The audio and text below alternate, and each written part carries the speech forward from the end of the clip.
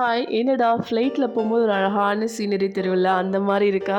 ஆமாங்க. நானே இந்த மிஸ்ட் வரும்போது பார்த்துருக்கேன். அதுக்கப்புறம் 9:30க்கு மேல பார்த்தா வெயில் இது மட்டும் தான் நான் பார்த்துருக்கேன். ஆனா இந்த மிஸ்ட் வந்து ஆப்போசிட்ல இருக்க அந்த சன்லைட் பட்டு அந்த உடஞ்சு போறத வந்து நானே ஃபர்ஸ்ட் டைம் இன்னைக்கு தான் பார்த்தேன். ரொம்ப நேரம் பார்த்துட்டே இருந்தேன். அவ்வளோ அழகா இருந்துச்சு.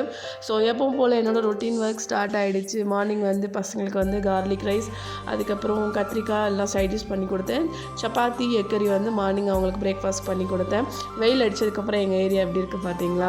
அதுக்கப்புறமேல் வந்து பொங்கலுக்கு அப்புறம் நான் வந்து இப்போ தான் வந்து க்ளீனிங் ப்ராசஸ், அதாவது வீடு க்ளீன் பண்ணுறது பொங்கலுக்கு நான் பண்ணிட்டு தான் ஊருக்கு போனேன்.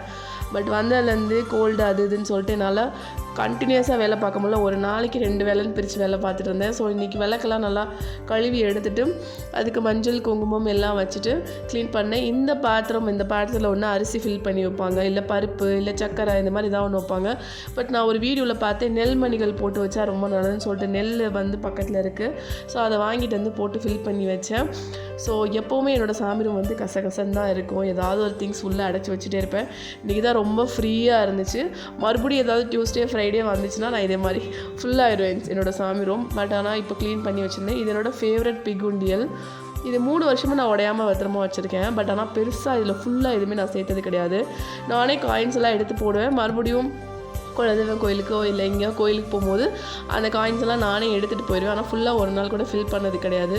ஸோ இன்றைக்கி டோரெல்லாம் க்ளீன் பண்ணுறது எல்லாமே சின்ன சின்ன க்ளீனிங் ப்ராசஸ் தான். இன்றைக்கி ஈவினிங் வந்து ஒன்றே செய் நன்றே செய் அதுவும் இன்றே செய்ன்னு சொல்லுவாங்கள்ல, அந்த மாதிரி வந்து நான் ஒரு 8 மாதத்துக்கு முன்னாடி 2 வருஷத்துக்கு முன்னாடி வந்து வெயிட் லாஸ் வந்து நான் பண்ணிகிட்டு இருந்தேன். அந்த டைமில் கூட அவ்வளோ ஹார்ட் ஒர்க் பண்ணியும் பெருசாக ரிசல்ட் இல்லை. பட் நம்ம பண்ணாமல் இருக்கும்போது அப்படி நான் எப்படி இருப்பேன்னு யோசிச்சு பாருங்கள்.